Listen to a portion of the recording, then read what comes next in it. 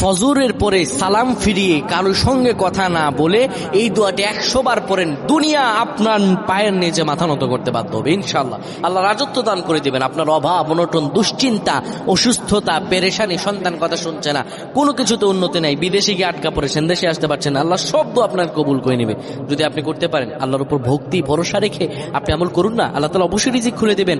আল্লাহ তাআলা আল্লাহু খায়রুর রাযিকিন, আল্লাহ হচ্ছে উত্তম রিজিক দাতা। আল্লাহ আপনার তো অবশ্যই কবুল করবেন। আল্লাহ বলেছেন উদউনি আস্তাজিব লাকুম, আমার কাছে চাও আমি দিয়ে দিব।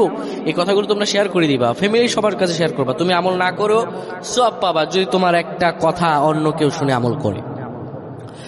আমার প্রিয় ভাইরা, ফজর নামাজের পরে নবীজি কখনোই আমলটা ছেড়ে দিতেন না। কেউ যদি ফজর নামাজের পরে পড়ে সুবহানাল্লাহি ওয়া বিহামদিহি সুবহানাল্লাহিল আযীম 100 বার যদি কেউ পড়তে পারে, কারো সঙ্গে কথা না বলে 100 বার পড়ার কারণে আমার আল্লাহ রব্বুল আলামিন তাকে রিজিকে